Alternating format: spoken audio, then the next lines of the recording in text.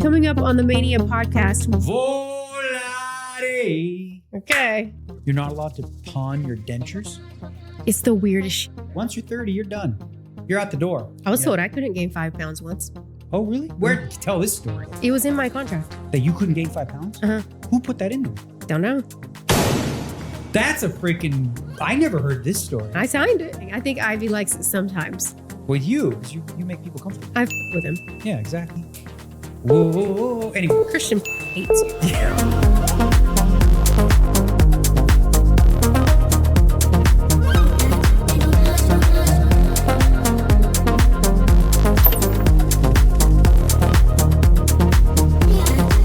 All right, people.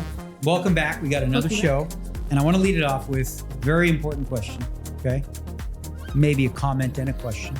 Comes in from BJK Joseph. And he asks an important question. Okay. How come the hottest girls are bipolar? Is that a thing? You don't think that's a thing? No. Who?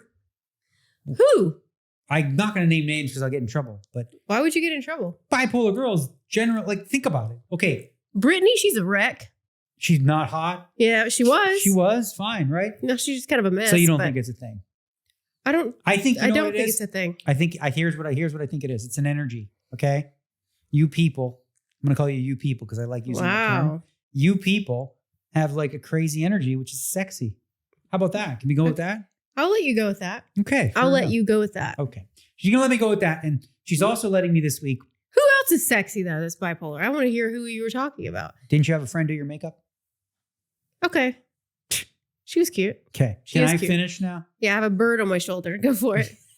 Okay. So last week we sort of had a show revolving around one of her passions, which is, the Menendez brothers stuff, murder stuff. Passions. And this week, well, I mean, you're into the... Oh my God. What? Murder. One of her passions is murder. You love murder shows. You watch every Netflix murder show. Now that makes me sound crazy. Dateline. You literally... He's like, since we went with one of Amanda's passions last week with murder, we're going to go ahead and go with mine, Las Vegas. Las Vegas. We're going to talk about Vegas, the story of Sin City, because there's a lot here to unpack. You're going to have to lead with this one for sure. No problem at all. I mean, I got it all. I basically watched this thing. It was a documentary thing. Vegas, Vegas, the story of Sin City. Yeah. And I asked her to watch it. It's a 4-part series, 40 minutes each. I watched 2.5, by the way. I'll fill you in the last couple then. Yeah. And it sort of goes over the history of Las Vegas from the get-go and talks about a lot of different things. And for me, sort of being here kind of as a bridge from the old Vegas and seeing people and knowing people from that era to now, there's something nostalgic. Oh, I love old Las Vegas. Okay, we're going to get into that. Love. And I want to start with really because what I thought was cool, and I think of like my dad probably, where it came from, he loved Dean Martin. Loved. He would always be singing in the house. Randomly, this is going to turn your volume down. My dad would just randomly in the middle of the day, being drunk, he'd just go, Volare. Okay. Yo. Scaring Rocky. Cantare. Whoa. Anyway. Christian fucking hates you right now. I told you to turn your volume down. Okay. So there was Dean Martin in the Rat Pack, and there's something about like the way the documentary just sort of, you have a picture of the lifestyle. Yeah. And it's these entertainers, Frank Sinatra, Dean Martin, Sammy Davis Jr. And it just looked like they had a freaking blast. God, I love Frank Sinatra. Yeah. So it was like a vibe, right? Where they just they did their shows, right? They would all, do their shows together. And then they'd go to, it was only open for about 6 months, to a place called the Moulin Rouge. Yes. Which they'd go from midnight to 8 a.m. or whatever. And that was the only place. But why was it only open? Come here, for 6 months. That's a good question, right? I do know. But it was, so Moulin Rouge was the only place at the time that was integrated. Mm-hmm. Because everything else about Las Vegas was kind of behind the times. A big part of that was, mob run, right? Mm-hmm. It got to be mob run. And, there was a lot of Mormon influence, right? So you put 2 and 2 together, what are they not going to be okay with? Yeah, sad. So even though Vegas was kind of at the forefront of entertainment and glitz and glamour and having fun and all that, when it came to social issues and stuff. Yeah, and entertainment too, because they would let Black performers perform, right?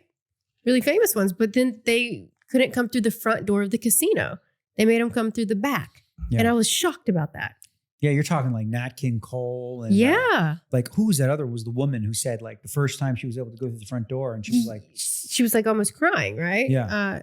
I don't remember her name, but she said somebody, Nora. Yeah. You would know. You watched all this. I forgot the name of her. She said she couldn't believe it because the woman said, we're going in the front. And she was like nervous about going through the front. The one thing that I appreciated too, and you're whatever, I don't care about I kind of appreciated the different intention and different way in which they loved Sammy Davis Jr., like the Rat Pack, right? I loved him. But the jokes they told, if you told them now, they would be considered beyond like because some were over the line. But back then it was different, right? The line was essentially what everybody accepted, and and here's the way I looked at it. Sammy was cool with it. We don't know that. He was in the show. He was part of the boys. But he had to be. I guess maybe he wasn't okay with it or didn't love it, but he was accepting of it. Like I'll give you an example. One of the jokes would be something like, Dean would be like, come on, Sammy, smile. Nobody can see you or something stupid. Oh yeah. But not being those. black. There was other ones. But the thing was, I think that what people appreciated back then was the intention was to poke fun at him, right? But it wasn't to be doing so in a menacing, mean way. No, they were all good friends. Demean him. Right. Yeah. Of course, in the culture at that time, that sort of thing was, had an impact on people on a much broader scale, right? But I don't think that necessarily the humor was the problem. I don't think the joke telling was. I think the actions, like you said, the treatment. Yeah, like not being able to sit, in the crowd and, and all those sort of things. And, that was just like interesting to, sort of harken back to, Sammy's days. And then, the show kind of ventures into a similar topic, which was Liberace. Okay. Yes. Liberace's glitz. He's glamour. Super femme, right? Yeah. And I remember when I was a kid, I was born in 1974 and early 80s. It's like Liberace. It's like there was like everyone knew he was gay. Okay? I never knew he wasn't gay. That was even a question. It was never official. Like he could never say he was gay because he wouldn't have been allowed to perform.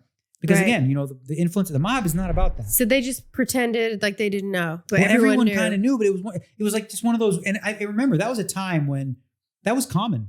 There was like what about Freddie Mercury? What was he? He just didn't want to talk about. Well, he was bi. He was David with women Bowie. too. David Bowie. So was he. Right. So they all had their own things, but it was like not accepted publicly, which is something that Bill Maher talks about on his show a decent amount, but I think about is we've made so much freaking progress. Like we have. Now, when I say we've made progress, that doesn't mean sexism is over. That doesn't mean racism is over. That doesn't mean like, any of the isms is over. We still have progress to make, but it's okay to acknowledge like how far we've come. Sure. We can say how far we've come and say also we still have some things to work on. Right. But what I think both can be true. Yeah. But what gets me is like, so for example, there's a woman in poker who she's like the boy who cried wolf kind of thing. She like sees the eyes. She sees the world through the eyes of like everything is sexual harassment. I know who you're talking about, but I don't know her. But I know who you're talking about. But it's like constantly the same thing. And then when I compare that to like, the real victims of like serious, sexual harassment, rape, and all this sort of stuff, or the people that lived through the civil rights era, or the people that lived in the 50s and 60s, whether you were black, whether you were gay, right? And the shit that they had to deal with. Yeah. Right? Compared to now, you're upset. Well, and you're talking about the things this lady says or girl, whatever. She's just kind of out there. Well, it's like trying too hard to find fault, right? Yeah. And I think when you do that, you make a mockery of like real victims, right? By you're claiming everything's victimized. Well, it's because every little thing. Yeah. Right. Microaggressions, as they're called. Microaggressions. Like you think of the guy who, the guy's 70 years old from Texas. He calls a waitress over and he says, "Hey, honey, can you bring me another coffee?" Does he have any malice or malintent? Dude, welcome to North Carolina. Everybody talks like that. But if you go to like quote unquote woke you. Right? Sure. Oh, burn him at the stake because he's talking about fucking, you shouldn't say the word honey or whatever, right? But I'm a big believer in like sort of intention. Yeah. With that sort of thing. And plus it's a culture of how people speak. Some people, like in the South, that's how everyone speaks. And words evolve, words change, the meaning of words change. Mm-hmm. Like you think about it, not even, what was it like? We used to watch Californication. Love. One of my favorite shows David ever. Duchovny, you're a big fan. Mm-hmm. I know. That's why I wore the black shirt today. No. Thank you. Did it for me. She likes the black shirt. I like just the plain black t-shirt look. Yeah. But they used a word very commonly in that. It was like, what? When did that show go off air? 7, 8 years ago? 10 Longer. Maybe? Okay. Yeah. They said retarded all the time. They did.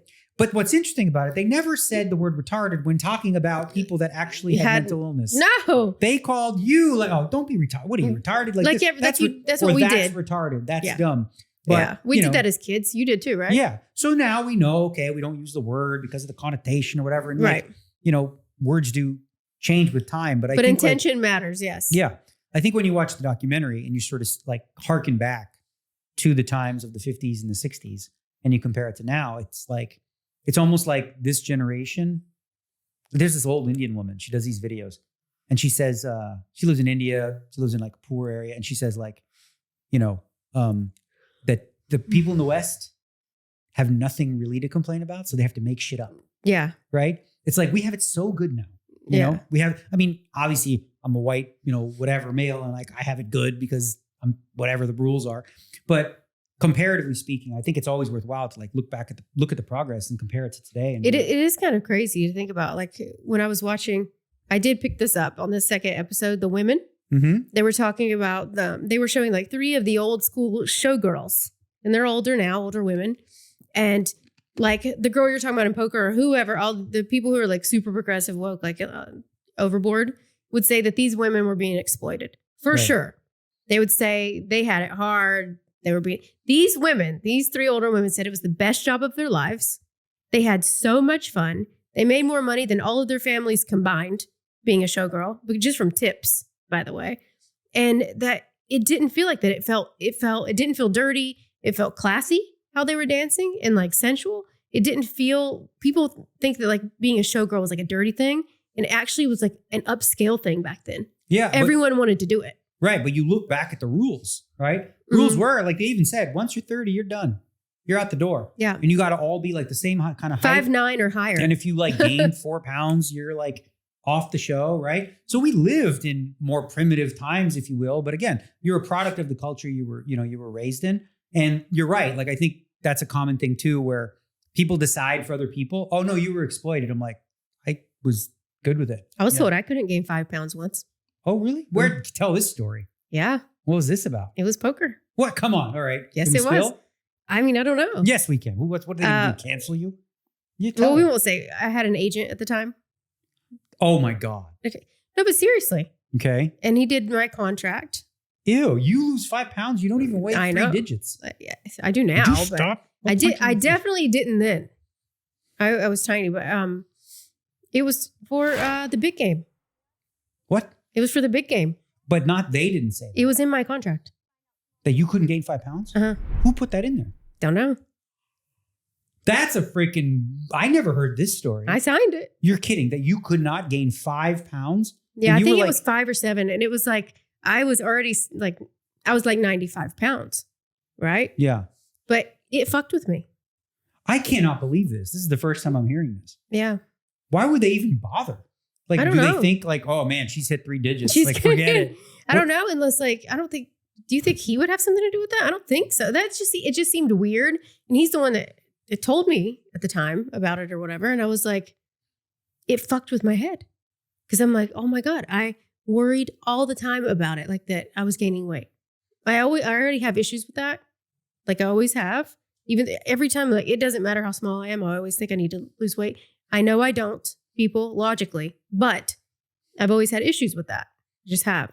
And I remember thinking, fuck. I can't believe I've never told you that. What did they do? What was the idea? That they were going to weigh you on a scale? No, but it was... Well, this is like, wow, this is only like 10 years ago. This was 2010. So there's an example of some actual sexist shit. Yeah. Because when I was on, they never asked me to freaking... Why would they? You know what I mean? Why would they? That's a little much, okay? So and it wasn't like the producer. I loved him. It wasn't those people. So I think I don't know if it... I got to know who it came from. Maybe it came from the company you worked for. I don't know. Damn, that's funny. Well, not funny. That's fucked up. It's just like... it's funny. I was going to say fucked up because it is fucked up. It is. And like, what if I could have been lied to by my agent. But you was in the contract. He said it was. I don't buy it. I signed it. Didn't even think about it. Agent at the time. For real, like, did let's be honest. I didn't read any of that shit. I just signed. Okay. I'm starting to think your agent was fucking with you. No, not fucking. It was a serious conversation. That guy? It was a serious. He had a serious conversation? Yes. All right. I don't know about this whole story. But anyway, if that's true, that's fucked up. I'm surprised you never told me this before. I thought I did. No, I remember like going home after filming and I had to go to my mom's and I was like weighing myself every single day. Right. I guess so. Part of the idea is your role in the show was to be the host, the pretty girl host. Mm-hmm. So the definition of pretty girl included not being 3 digits of weight. That's wild. Think about that. Yeah. Most people in middle school are 3 digits of weight. Bloated one time with period stuff. Shit, that happens. Like I weigh probably 5 pounds more than I normally do right now because of period. Isn't that crazy though to think about? You hate that that happened. I can see it on your face. No, I'm just so shocked that like it's like I don't actually believe it. Is what I'm saying. Like I think I'm not messing with you though. I think your agent. You think I was lied to? No, I think your agent lied to you. And because I know, listen, he wanted to keep me skinny. I'm saying within that company, for all the warts and good and bad and whatever, like I don't know anyone within that company that would be okay with that. Nobody. Yeah. And I won't, because I'm not going to, I don't work for them anymore, right. But I don't slam. But even back then. And I wouldn't say this if I didn't truly believe it, especially with who I knew was at the helm. There's no way in hell that anyone who made decisions would know about that or put that in a contract. Okay. Your agent was full of shit. He's just fucking with you. But he wasn't fucking with me because it was a serious conversation. Anyway, maybe he was worried about it. He was, I'm sure. He was worried about it. That was probably him trying to manage your image and stuff like that. Yeah, maybe. Okay, so I feel like... But still, either way, someone told me I couldn't gain 5 pounds. Yeah. Either way, whoever it came from, it sucks. Mm-hmm. For sure. So speaking of gaining weight, there's one icon, when we get back to sort of the Vegas theme, that changed Las Vegas forever. Mm-hmm. And that's the one and only, Elvis Presley. I thought you were going to say yourself. I'm like, wait, what are we doing right now? No, Vegas. Me? What? People don't give a shit if I'm 165. I'm kidding. Yeah, Elvis fucking Presley, man. I love Elvis. So I watched this movie too, in addition to the documentary. Did you see the movie? Yes. Yeah. Which one? I've seen all of his movies. The one with, who plays him? Oh, the hottie. Yes. Another hottie. Yeah, okay. yeah. David, this is the hottie show. David Duchovny, this fucking guy. Yeah. That guy that played Elvis, he was really good. The young kid, right? Yeah. Not a kid. That's gross. He was young. You want him up? Because he's... you were so obsessed with him. He's like, not going to stop. Just fucking... I'm just going to let him jump. He's not supposed to jump. Here, I'll pick him up. I got him. I'm cramping, man. You're annoying as hell. You're just being too annoying lately. Come on. Okay, you can stay. You know why? It's because he has gas and you won't give him anything for his stomach. Oh, yeah, that's why. Yeah, it is. It's Dr. true. Negreanu. You won't. Yes. That's not why. Okay? You won't give him any medication. You fucking want to give him Ritalin or something. Listen, no. Rocky, I'll give you some Gas X later. He doesn't need no fucking... You're going to give him like fucking adult strength Gas X for a fucking 8-pound dog. I'll give him a tum. You don't give him a fucking tum. You just leave him alone. Shut up. Back to Elvis. He's fine. You don't smell anything. That's all in your head. Gaslighting. That's what you do to me all of the time, by the way. I do. Elvis, okay? Gaslighting. Elvis, let's go back. He does gaslight me a lot. Hey, guys, I want you to just, for a second, in the comments, tell me if you've seen Daniel gaslight me on this show yet. No. It's not gaslighting when you smell things that I don't smell and I say I don't smell them. In general. Look at it. Okay, we'll see. Okay. And then we'll see how many times. Well, I don't know if she gaslights me, but whatever. I'm not going to go there. No, I'm way too honest with you. I'm not going to insult you. Gaslighting is stupid. I don't do it to you. I just tell you what I feel. Mm. Okay, so Cook and Elvis Presley. Love him. Right. So one thing I thought was interesting about Elvis is when he first came to town, when he was young, and he performed there, he didn't draw. Like early on. Oh, right. I saw that. Like, because he wasn't glitz and glamour. He didn't have all that Vegas. It was not just the glitz and glamour. It was the music. Like he came at a time where like people that went to Vegas. They wanted Frankie. You didn't have, like Vegas wasn't a city that, was like 21-year-olds went to. Yeah. It was older people. With money. Yeah. That wanted older style music, that slower. And Elvis comes in gyrating his hips. Well, because they wanted like the 50s Rat Pack style music and they were older people with money, which I love that music too. But he came in like rock and roll. Yeah. And they weren't ready for it. But I thought was interesting too, because I always loved listening to I wish I could be a fly on the wall when these icons were like around each other. Yeah. Because like apparently Liberace is the one who helped Elvis. Yeah. By saying to him, he's like, you need more flash. See, they had pictures with each other. And yeah. He's like, you need more flash. So then the next time he comes with this crazy glitzy, glamoury jacket, and then he obviously was And then, massive. that really the special outfit, the white one, the jumpsuit, the white, so sexy. I don't know what it is. All the women went nuts. And then he wasn't sexy, but women still loved him. I mean, he was just a lovable guy. That was sad. When you talk about, so obviously this podcast, we talk about mental health a lot. Like, can't even just imagine like what he was going through in those last like 5 years, feeling trapped there. I think about him and I think about like Michael Jackson in the same way, like that. The people who are so fucking famous that literally can't do anything. They can't do anything right, anything wrong. Everything about their life is shit, to be honest. Think about it. Mm-hmm. Just because they got famous and they have money, their life sucked at the end. Both of them. Do you agree with that? Yeah, I think with Elvis. So what happened with him was he had that Colonel Tom guy, right? Who was his manager. Yeah. And he signed this deal to open up at the International or whatever it was. Mm-hmm. But he signed this long-term deal where he couldn't go anywhere. And it became like, one of the people in the documentary said something effective, like when you take somebody creative like that, that's like got all this kind of free, and then you dull it by just making them do the same fucking thing over and over every night. Yeah. You feel like a hamster in a hamster wheel. Mm-hmm. And it just like, you lose that sort of chutzpah. The creative chutzpah of who he was. And it's like, you start to die inside. And then what was this? Do you know what his story was with what he was doing drug-wise? All the drugs. He did a lot of cocaine. And it's funny because wasn't he hired by the government to be like a like he was an agent? He was supposed to be something in the government with like drug awareness or some shit like that. Oh, I have no idea about that. He did lots of cocaine. Everyone knew about it. Wasn't really a secret. Well, his friend in the doc says something like he tried to have an intervention because he knew you could see what was going on, right? He tried to tell him to get rid of that doctor of yours. Yeah. Because the doctor, his job is simple. Get his ass in game shape to get on stage. Mm-hmm. And you saw that with Michael Jackson too. Yeah. Which is Johnny Cash. Which is a whole side topic of like with sports too, right? When doctors do things that are not in the best case, they're not in like what's best for the patient. I think the problem with that is like when someone wants drugs, they're going to find them. They will find a doctor who's going to give it to them. They will. So if you're the doctor that says, I want this for your best interest, they're going to be like, next doctor. Because if you're addicted to drugs already and that's what you're going after, you're going to find someone. That's kind of the problem is there's always going to be a fucking shitty doctor who's doing something that's actually like killing the person. Yeah. And destroying their life. Yeah. You can't get rid of every bad doctor. You can't get rid of everybody. What you could do is I don't know. Well, there are lots of rules now. You could legally, hold them responsible for doing shit that they know is fucking out of line. Michael Jackson's doctor got in lots of trouble. Yeah, as he should. Because he gave him propofol, to put him to sleep at night. How sad is that? He couldn't sleep. He was so anxious that he couldn't fall asleep at night. He would stay awake for days because his life sucked so badly that he'd have to be put asleep with like basically anesthesia at night just to get any rest. And what's interesting? You talk about sort of so it's fame, right? It creates these lives that are like alone. And I was thinking like how different fame is today than it was like in that era. Oh. In that era, we had icons. Yes. Right? You had Elvis Presley. Marilyn Monroe. You had like, Liberace. And these people, like everybody knew who these people were, right? Yes. And you sort of compare that to today where I was telling you this. I did, I played for chess.com. They asked me to do this thing called Pog Champs where they get like 16 celebrities together. Yeah. And I swear to you, I saw the list of people and my first was like, maybe I'm too big time for this.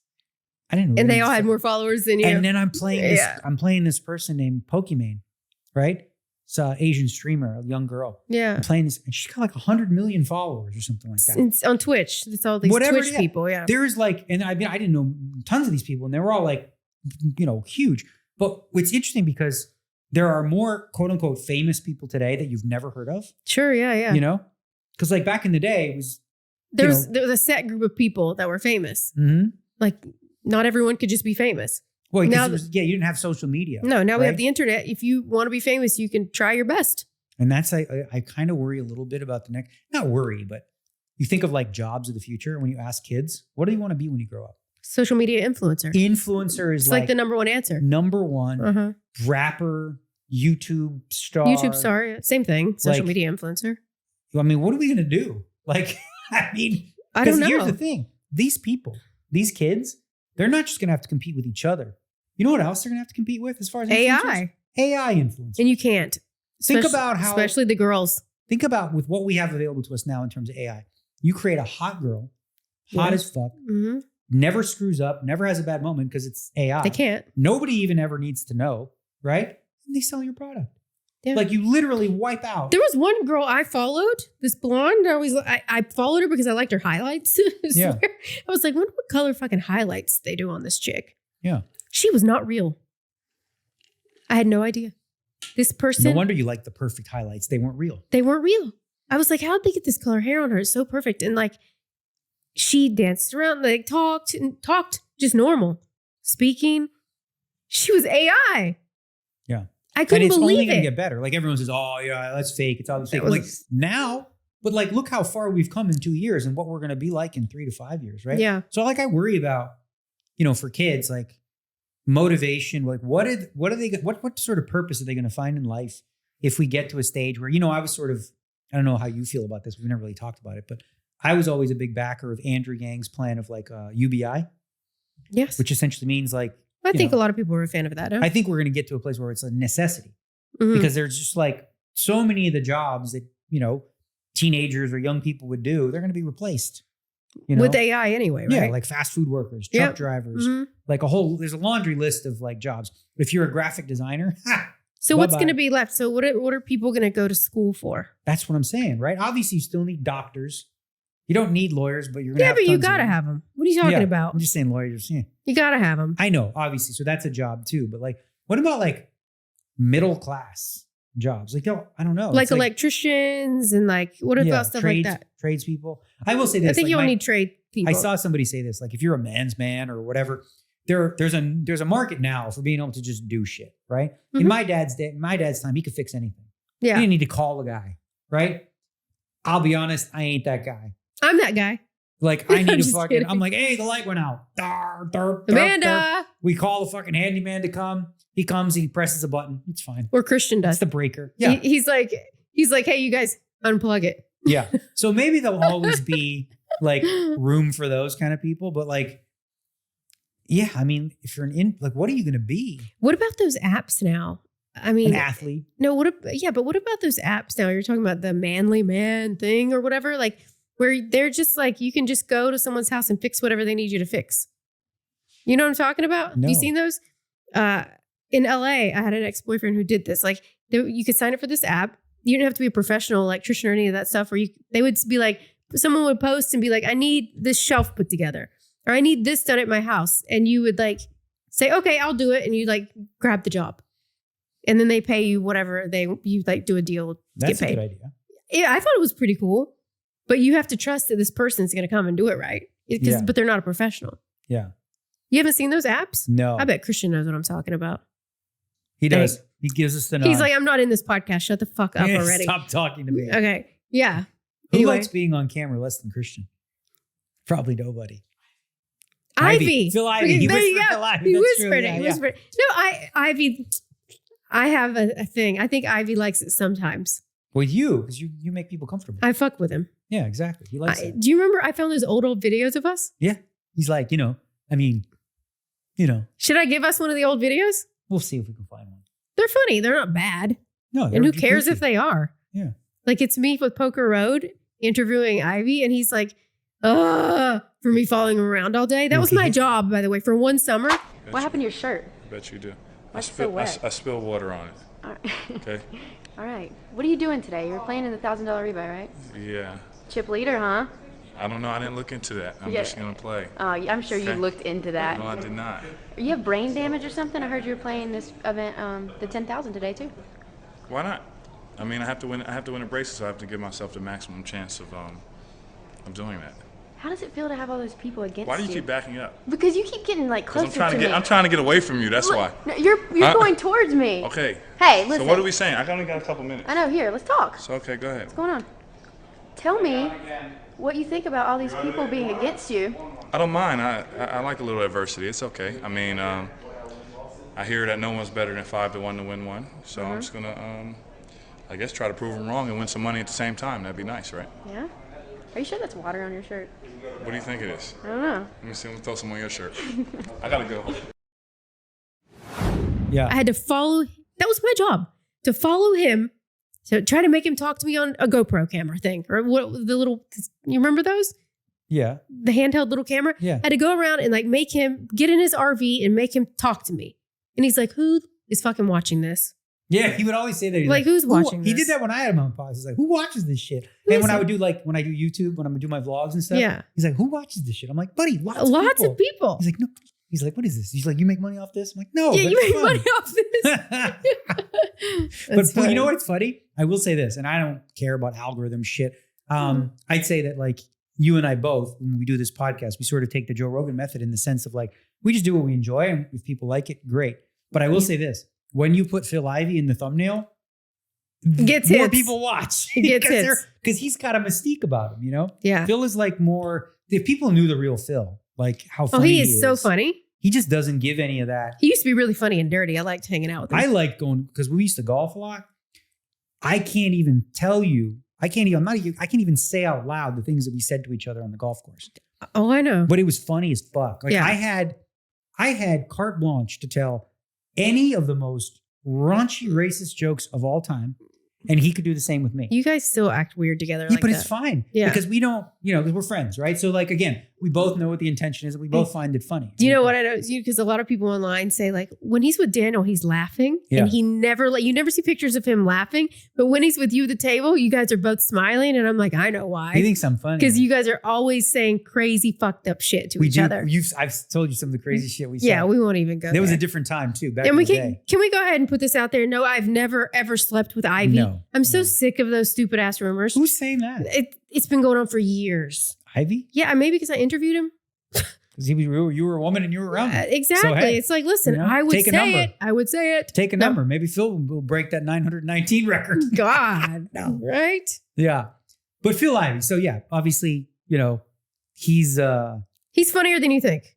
he's super funny. And he's really actually, he's got a lot of charm. But I do think this, like when you think of like poker celebrity, like what makes a poker celebrity, and it doesn't have to be someone like me who talks a lot and is engaging or whatever. It's just about a mystique, right? Yeah. So he has that. You know who else had that, but in a different way, in the quiet way, to a smaller degree, was like Isildur, Tom Dwan, like that group of guys who sort of had a those were the guys that were when I was coming up too. They were at the same time in poker, and people just kind of wanted to know about them. And right? I'll say this because I'm allowed and I don't care. But I think partly the allure of Ivy was most important. His intensity, his stare, his how much of a killer he was. Yeah. But in addition to that, this is the thing. He's a young, good-looking black guy. Yeah. Right? So he's the best player in the world. He's a black guy in a white-dominated sport. Well, Tiger Woods. He stands out. Well, Michael Jordan. People make the connections all the time. People always make the connections to that. And it's not simply just because he's the GOAT. It's because he's also black, which is fine. I think he stands out, right? Yeah. He also made, you think of poker, right? And we're going to get into this. David Williams. This is sort of a good another segue example. in a way. Is you think of old Vegas, right? And you think of predominantly white cowboys with cigarettes and cigars in their mouth or whatever. Like they had a look. Like if you watch the old videos of the World Series of Poker from the 70s and 80s, you don't see diversity. I mean, Johnny Chan and Scotty Wynn came around, but I guess then that's diversity. There was one guy that they used to play with, and Doyle Brunson, God rest his soul, wrote an article for Card Player. He did. Where he literally put it in writing. He was a black guy he played with, and his name was Nate. But he went by N-word Nate. Okay? I know. He went and Doyle wrote it. Because Doyle thought that he's like, that's what he wanted to do. That's what he was everyone called. said, Doyle, you can't see that. He's like, well, that's what he called himself. I don't know. That's what he told us to call him. Different time. But I reminisce, honestly, speaking of old Vegas, I kind of wish, again, I was here in the late 90s when you were just a little baby. Hey, I was 6 and you were 16. Isn't that gross? No, I was old enough. But I remember just sort of we played in Binion's Horseshoe, low ceilings, smoky. You could smell piss. Disgusting, yeah. Loved it. Gum on the floor. Just this dingy, dirty, kind of old school thing. I like the old school Vegas, but the glamour, not that. Well, I mean, you think about the 70s though, right? The 60s and the 70s. That's when Vegas started to change, by the way. They talked about, the glitz and the glamour. In the 50s and 60s, people would go to Vegas. They wear suits. They would dress up. They do this sort of thing, right? Then in the 60s, the culture changed, right? Yeah. You had the hippies. And then now you started to have people coming to Vegas that didn't fit the mold, right? Mm-hmm.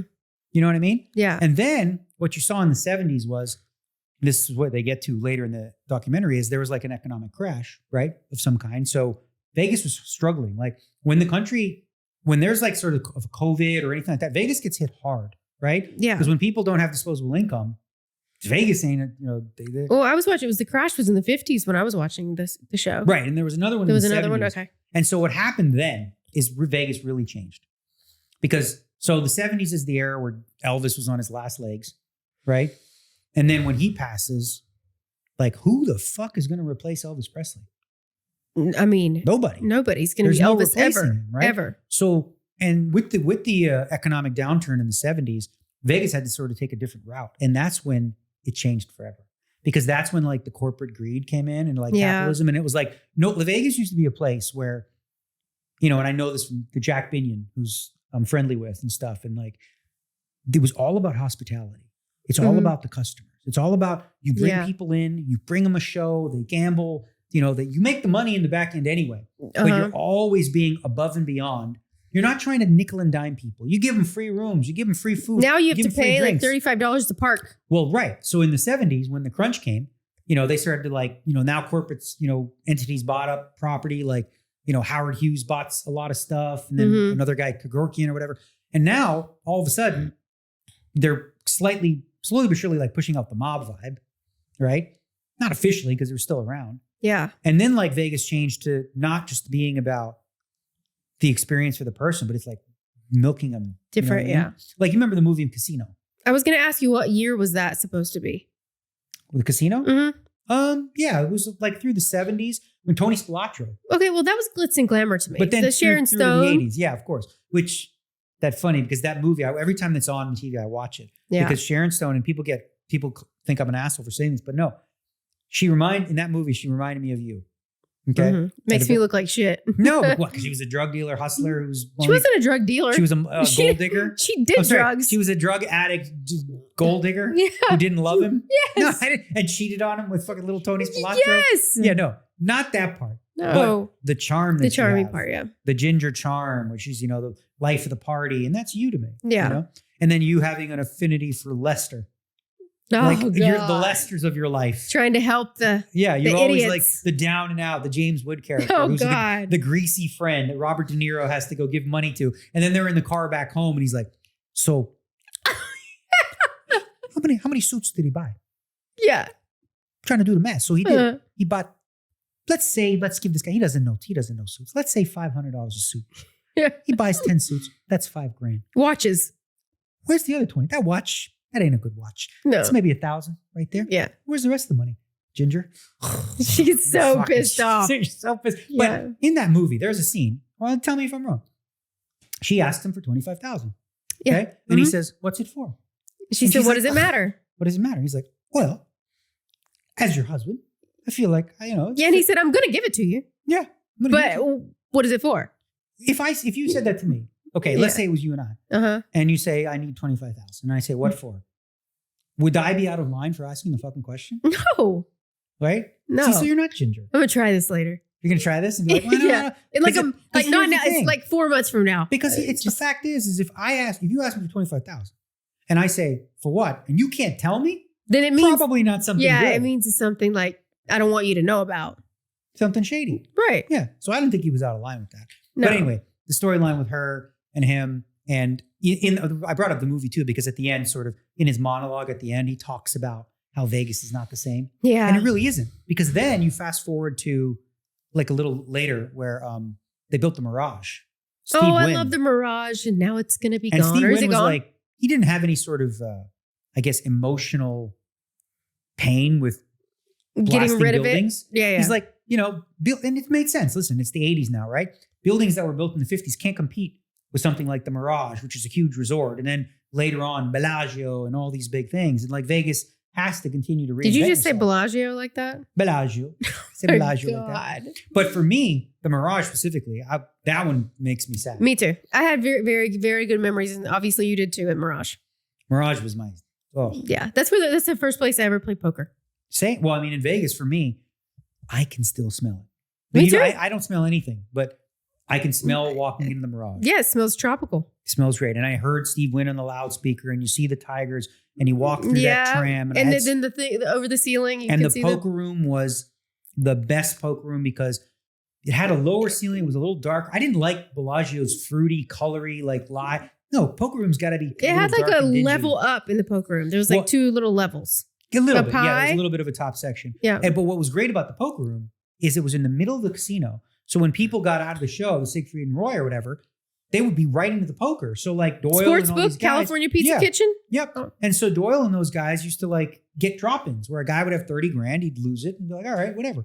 Yeah. When you take a poker room and you put it in a corner, yes, no one cares. Yeah. You know, you don't get a lot of that like looser action. But yeah, I remember blood, sweat, and tears in that place, you know? Yeah. And it was to me, it was still one of the nicer casinos. I don't know, maybe it's out of date. I fucking loved it. I don't care if it was out of date.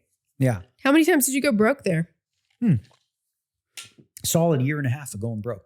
Yeah. Basically, like I'd go there because we used to have charter flights that would go either Thursday or Sunday from Toronto. So I'd fly Thursday and my plan was to stay for, a week or whatever. But then like Sunday. So Saturday night would be the night where I'm like, okay, either I'm going home tomorrow because I have no money, or I'm going to play all night, have enough money to stay till next Thursday. Right. And, sometimes it didn't work. So well, what did you do when you went home broke? Oh, I'd go home broke. And do what? Borrow money from friends. I lived at home. My parents fed me. So it wasn't like, that wasn't hard. But to get more money to come back to Vegas. Well, I would borrow money from friends who knew I could beat the games in Toronto. Oh, so you beat the games in Toronto first. So I'd go build money. Like I'd go play 10-20. I'd make, 5,000-6,000. And then I'd take it to Vegas, drop it off. Fucking fly back. This is why I think of you as what's his name? Lester? No. Who? Worm. That's not Worm. Worm was a scammer. He would grind though. Yeah, but he cheated. I guess Matt Damon grinded. Grinded? Yeah, more. I was the honest one. I know. Yeah. Do you know, this is really funny, just real quick. You know how like Andy, my friend Andy, your friend Andy, house guest, says, he says, why does Daniel always think he's the fucking underdog?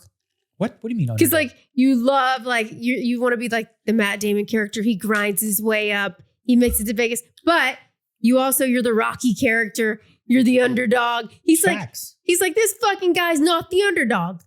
Okay. You're not the underdog. What about, so here's the thing. Stop pretending. What do you mean I'm not the underdog? I came to Vegas by myself, young kid, playing against all these Texans and these Sharpies or whatever. Yeah. I didn't have no money. Now I'm not an underdog. Now you're not. Although, in the high stakes arena now, I don't play and study as much as these young kids. So, I think you do pretty good. Yeah. I still like to recapture the underdog vibe because I think it's worthwhile to be underestimated. Just in general. But it's like a better story. Yeah. But he just thinks that's funny that he's like, you're like Rocky.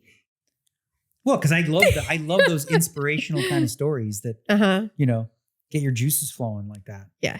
What did he say? You're the other guy. What's his name? Apollo Creed? Yeah.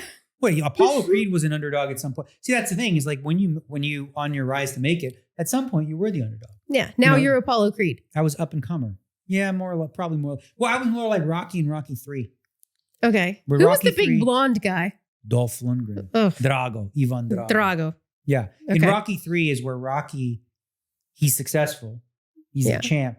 And and Mickey says to him, the worst thing happened to you as a fighter. You became civilized. He's wearing a suit and he didn't have that hunger anymore. Yeah. While Clubber Lang is in the gym. I swear, doing it up. I watch all these movies before the World Series because everyone is like, never gets sick of it. I do every year. And I don't like, it's one of those movies I can watch where it's on in the background. Yeah. Like I don't have to, do like I do with you or put your phone away and. Oh, that was a dig. It wasn't a dig. So funny. But see, I don't mind the digs. I like it. I have fun with it. Dig on me, please. Oh, you like the digs? Yes.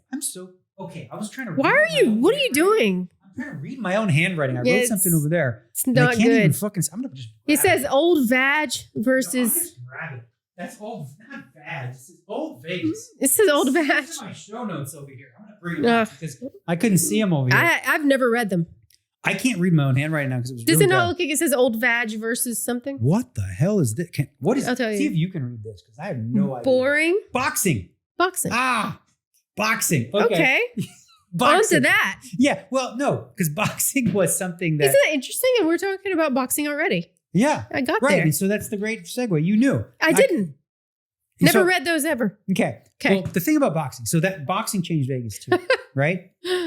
Because like boxing, and it sort of ties into what we were talking about before with like the whole world watching the same stuff, which is what we're hoping to recreate with this Jake Paul stupid in the fight. Tyson thing. Yeah. But like back then, you know, like Larry Holmes, Muhammad Ali, like that changed That was Vegas. huge. Like fights in Vegas was like, it was not just about the fight.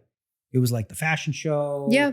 It was, you know. It was an event. It was a thing. Yeah. You know, the fights is where that guy, what the fuck's his name? The one from American Gangster, the movie. It was a pimp. He was, the drug dealer. Something, whatever, from American Gangster. He got caught. He ended up getting caught because he would go to the fights wearing like fucking chinchillas and big, crazy fur coats and jewelry. And he was like making a spectacle of himself. So then, you know, then all of a sudden feds and police are like, who's this guy? Yeah. You know, and that sort of led him down that path. What else do you have on that list? Okay, I'm looking at, icons. Okay, touch. Oh, okay. So. This is so stupid. Let me see your list. It's fine. So we got this. Actually, the last two things on the list come from you. Okay. Oh no. So the first thing you brought up a story. You looked for stories. I love stories. You found something about the homeless that live under the bridge. I had no idea. Under tunnels. You didn't know that. Under the tunnels in Vegas. I didn't know that so many people lived in the tunnels in Las Vegas. Think about how hot it is in Las Vegas. Yeah. During the day, yeah. Right? So like being under the tunnels is probably cooler. But think about how many bad things happen under there. Yeah, I mean, it's like a gross underlying. It's really like a sad state of affairs when it's like it's awful. The underbelly of society, mm-hmm. you know. And we just let they're just like. And here's the thing, though, there's Las Vegas Mission, there's shelters, there's different places here in town. They fill up during the day. They're like, get the fuck out. Also, they fill up. Like when I lived in downtown LA, obviously everybody knows downtown Los Angeles is just the worst for homeless. And right? I talked to some homeless people who said like the shelters are no picnic either. They're not. Like, you get also, robbed and they take in LA the same. They take the women and the kids first. They usually take shelters. Yeah, and then there's a line, and then if you don't get in, you don't get in, and most people don't get in. I mean, they're only so big. Mm. Then they say sorry, and then you're out for the night. Yeah. How terrible would that be? That's why my heart hurts thinking about homeless people. It's always done that to me.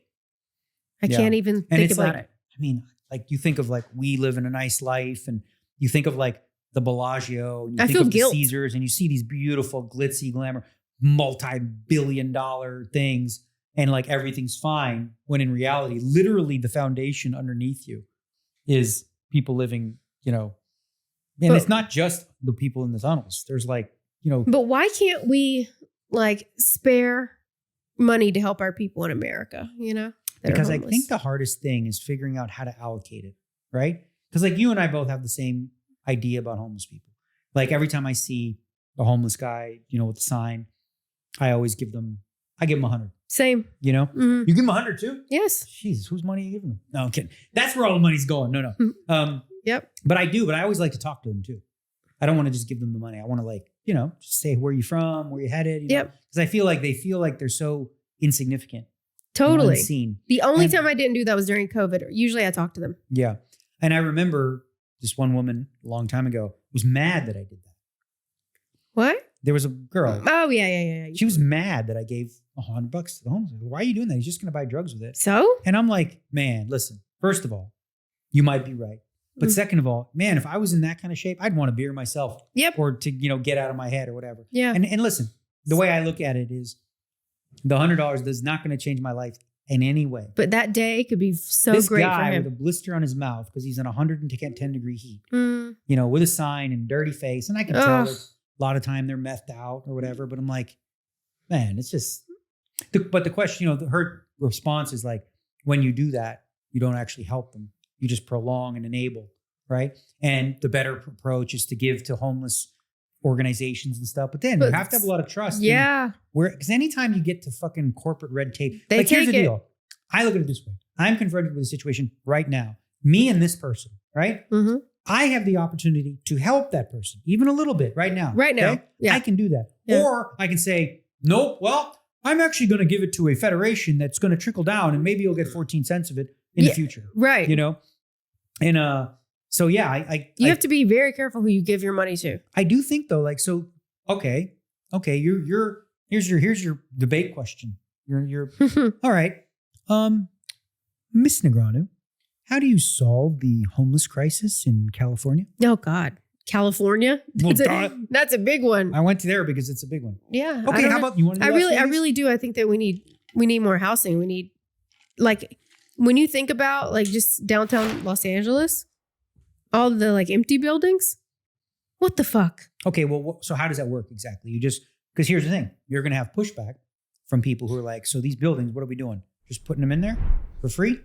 Putting the people in there for free? I mean, they're already all over your streets right there. Okay. So now we're just moving them off the streets into a building at least. So those buildings then end up, so that's those buildings are already like run down to the shittiest building. They're awful, right? Mm-hmm. So even if they don't do much to them, just making it a place where they can live, then maybe, just maybe, some of them could take a shower and be able to try to go out in the world and get a job, even if it's just something small. Because from talking to the homeless people downtown LA, they would always say to me, I'm dirty.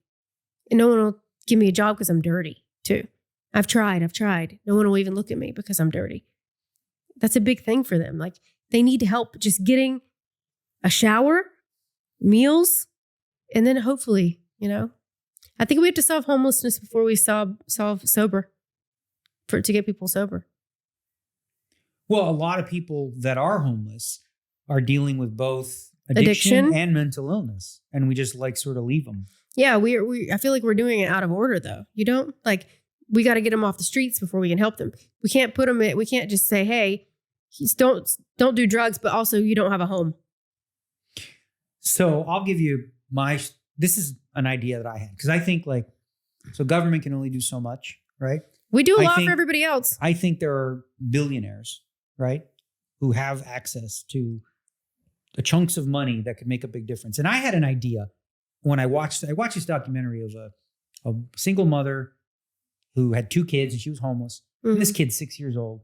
Right? Oh, it's the worst. They asked him, he's like, what are you going to be when you grow up? He says, I'm going to be the president of the United States of America. Oh. And I'm looking at him thinking, facts, you're probably going to end up in jail. And you're probably going to end up on drugs. Don't say that. No, because like what opportunity does this kid At least have? He already has some confidence. I understand, but you hear what I'm saying. What I'm saying is like, this kid don't have no shot. He has all that. He has the motivation, but he doesn't have like any sort of helping hand. And the thing is, it's not his fault, right? Never. It has nothing to do with the child, right? So when people have no empathy for the kids, it's like, I don't get that. So I had this idea that's responded to that. I've never done this. I thought about doing it, and I actually tried to start to price it, because I believe like it takes more than just putting people in a room. Like, okay, that's like sweeping it under the rug. Like, you got to do all the things. Right. Well, that's what I was going to get to. Sweep them all into this box and be like, all right, fuck it. Leave us alone. Stay in your box, right? I had this idea where I would choose 10 families. 10. The prerequisite number 1 is they have to have kids. Okay? Because that's who I'm looking to help, right? The kids, most of them. And then what we would do was we'd go to like areas of homeless people and we would interview the ones that we thought had the best chance of rehabilitation, right? Just based on, whatever parameters we saw. Then what I would do is this. We would take that family, give them 1 year of a paid apartment, okay? A psychologist, a recruiter to help them get education, job, all this sort of thing, therapy, nutritionist, just everything you need. Like all the things that can really support them. So maybe you're looking at per family. You could probably do this modestly with like $25K per one, right? So if I raised, you can. You can. How much is rent? It depends where you get it. It's what? Well, I mean, you're not going to get them a rent in fucking some expensive place. You're going to get them downtown Vegas or whatever. It's just a lot. Or maybe, you could incorporate some of, you could get some deals and stuff like that for, what you're doing. Who knows? Okay, let's say it's not 25,000. Let's say it's 50, right? You do 10 families, okay? 500K. Now, after the first year, you have to get them on their way, and you can't do this in perpetuality. But let's say, you continue to help them a little bit through year 2. And so the way that I saw it, and of course the pushback I got from people is like, yeah, but most of them are going to like fucking fail, go back on the street. I'm like, sure, but what does the success rate need to be for me to feel like it's a success? Yeah. I think if 3 families succeeded, that's worth it. 3. That was. I think giving them all of those opportunities and that you're saying, I think more will succeed. Okay. I said 3, I do. minimum 3 to be a success, right? Mm-hmm. So now the other thing I wanted to do with this, and if anybody wants to steal this idea, please do. Do it. Okay. I was also thinking the best way to do this is to film the entire thing for the year. So what you do is you do a documentary where you film all these families, you film the progress, you film the process of what they're doing to get from point A to point B. And you're going to tell the success stories and the failures as well. Yeah. You're going to be real and you're going to be authentic and you're going to be transparent about what you're doing and how you're trying to help, right? So now imagine that it's 10 families, right? Okay. Doesn't solve the problem. But that's me doing it. What if it grows from city to city? What if what I do, what if that foundation became something that they've had in Chicago and they do it in Detroit and then they do it in different places. And all of a sudden it becomes this sort of like people are trying, because that's what I feel bad for is like people like, especially if you have a record, right? You have a criminal record. We talked about this before. You can't get a fucking job. Nope. Doing anything. Even if it's a stupid crime. Yeah. If it's a felony, you can't get a job. You just can't. So what hope do we give people? Like, and what? We just want them to live off the government, which then they become resented by the people who are paying for it. Yep. I don't want my tax mayor going to win. Because then they call them lazy. It's like, yep. Well, you don't. What are you supposed to do? It. Like, it's tough. Yeah. Like starting with 0, starting from scratch. Mm-hmm.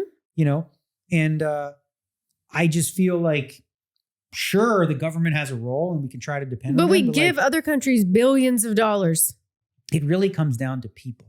It really comes down to people. I think like, so you look at whatever. We could do it, guys. Any billionaire.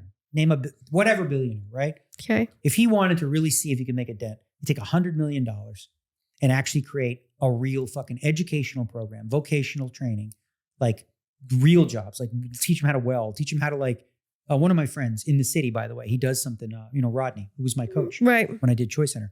He has for people that are out of prison, he makes deals to do that really hard work where they have to climb the poles and right. But they make like $40 an hour, which is good. Yeah. Like they can actually live off that. Because the problem I think a lot of times is when you start to say, okay, we're going to put you out in the workforce. I'm like, okay, well now I'm working 10 hours a day. Can't pay rent. And I still can't fucking pay my rent. Mm-mm. Inflation's up. I can't pay for groceries. I can't pay for the damn gas to get to the place. Yeah. So it's like, you start saying like, what's the point? Yeah. And what you don't want to do is create a society where these people, because this is true in some places where staying home and not working, you actually get more money per month than you would if you got a job. Happens. Because if you get the job, you lose your disability or whatever the case may be. Yeah. You don't get the funds. And now all of a sudden you're making less by working. Yeah. Your benefits are more. They should at least let you keep the benefits and then say, I'm going to work in addition. This is why UBI, there's pros and cons to UBI, right? In one sense, it gives people the freedom to do more things. On the other side of the coin, a lot of people say, well, if you do that, nobody's going to do fucking anything. I think Elon was the one who said it's like, it has to happen. It is going to happen. At some point, it has to happen. AI and automation. Yeah. And that's one way we can help. But like, so, I mean, there are people who are trying to help with things like that. There's the guy who built the tiny hometown. I forget where it was, but the little tiny homes. Oh, yeah. And he built he put them on a street. He bought land and side by side, like a little neighborhood of tiny homes to get people off the streets. That's the thing. It's amazing. Right. I saw this other guy. It was in Vancouver, actually. It was a video. He created, because his brother was homeless. So he thought of an idea. He's a builder guy. He can build something. He built like a 7x7, just like a little. I sent you that. Yeah. Uh-huh. Was you or me? Yes. Okay. Anyway. Yes. So he built this small space, little bed. You got a little table. You got place to put stuff. You got a microwave. You got a water thing. And it's like. Looks like a little camper. Yeah. Very, very tiny, but whatever. But like with all the technology we have, the question is like, are we spending our money in the right ways? Or how much do we give a fuck? Because I believe this. A nation is only as strong as its weakest people and how you treat them. Mm-hmm. We treat them terribly. We don't treat them at all. We pretend they're not there. Yeah. They're just dregs of society that we've given up on. And listen, some people are past the point. There's no hope or return for them. Like that's it. But there's a lot that aren't. Like I said, when I watched that 6-year-old boy and I'm like, man, this kid's future is bleak. Well, all kids and he has all this have hope. A chance. He has all these, ideas of what he can be, but then life's going to hit. He's going to be 14. He's homeless. He's on the street. He's going to start seeing all the bad. No food. And he's going to run into the crime. And then what's he going to want to do? He's going to get in with gangs. He's going to want to do something. Like, and I get it. I think like it's so difficult for us to put ourselves in the shoes of people who struggle with stuff like that and like say what you would do. Oh, I would never do that. What do you know? I know. That's why you and I have this conversation about my uncle all the time. Like, I get why he does what he does. Yeah. I get why he's not sober, right? He gets out of jail. He has no place to go. Everyone's helped him to excess. So he has nobody net left, right? Because of addiction. And then you come out and you have no home. And then you're in this tiny town and you start hanging out with the same people again. And then what? What do? Yeah. You just do the drugs again because you want to just get out of your fucking head that like, I have nothing. I have no hope. I have no job. I have nothing to live for. I might as well just smoke the meth. Yeah. Well, listen, you and I are not going to solve all the world problems, but I think it's like when you... It's good to talk about. Yeah, I think like they say this thing, great minds or like small minds talk about other people. Normal minds talk about events. Ideas. And great minds think of ideas. And I think of like, how to tackle this. And there's plenty of really, really smart people. And I don't understand, I guess, why more hasn't been done to get this right. And again, part of it is, people have to want to do it, right? What billionaires do we know? What's his name? Perkins? Yeah, Perkins, get your shit on. Get on it. I gotta wait for you to die with zero, buddy. Right? You can die with zero, but he does. He does a lot of good in the world. Yeah. One of the things too, and you added this because you looked it up and you found like stupid laws in Nevada. Oh, do you remember them? Because I'd have to look them up. There was two specifically that I wrote down because I thought they were ridiculous. What were they? And the first one kind of relates to this is that you're not allowed to pawn your dentures. It's the weirdest shit. There's a list of laws from Nevada and it's odd things you can't do. And that was one of them, right? Yeah. You can't pawn. Why? You can't pawn your dentures. Oh, because that's disgusting. Well, I don't know if it's because it's disgusting. Is it because dentures are paid for by... Oh, maybe you can think about if you can commit a crime with someone else's mouth, their teeth. They always look at your... I'm crazy, I know. That's fucking good. I never thought of that. Yeah. So you pawn your dentures. Somebody goes, let me buy those. Yes. And they use the teeth and then they... Because they always look for bite marks and they take your teeth. Oh, so you're going to go rape somebody with somebody else's teeth? Yes. I'm crazy. See, I know that's ridiculous. Where she fucking took Okay. it. What was the other one though? The other one that I thought of was that it's illegal to have a beware of the dog, beware of dog sign if you don't have a dog. That's a real law. That's in Nevada. I want to see if I can find the other ones. If there was any other ones, there was something about a horse in a carriage, horses in a carriage and shit. Like it's probably just some laws that were written in 1900 that they just never got around to going. Okay, these are not relevant anymore. And it's not just Vegas. It's like Nevada in total, right? Yeah, because Nevada, if you think about Vegas, it's much more modern. But you go out to Laughlin or you go out to places, still Do you say Nevada or Nevada? You say Nevada, huh? I say it wrong because it sounds better. Wait, you say Nevada? Yeah. And I say Nevada? I don't know. Nevada's correct. It is? Oh, yes. It's correct. That's how people say it. So I think everyone says it differently. No, it's Nevada. If you ask anybody, but I say Nevada because it sounds better. Just like Here with Jason, Jason Mercier. Mercier? He says his name is Jason Mercier. I still call him Mercier because fuck him. He doesn't know how to say his own name. That's ridiculous. I don't go. That's his name. I don't care. I say it better. He does say I always thought it was Mercier in the beginning. I think when I did interviews with him, I would say it wrong. Well, right. It's a French. Wrong, right. The word, it's French. It's French. It's derived from French. Mercier. What? This one. You can't stand if anyone says something wrong. Hummus. What is it? Hummus. Oh. That's what it is. Gross. Just sounds gross. Denle hummus. I'm trying to find these rules. Well, those are the ones that I saw that were... You had a whole bunch. I know. I can't find them. Never mind. But maybe next time. Okay. Maybe next time. Maybe next time, guys. Yeah. See, we'll talk about next week. All right.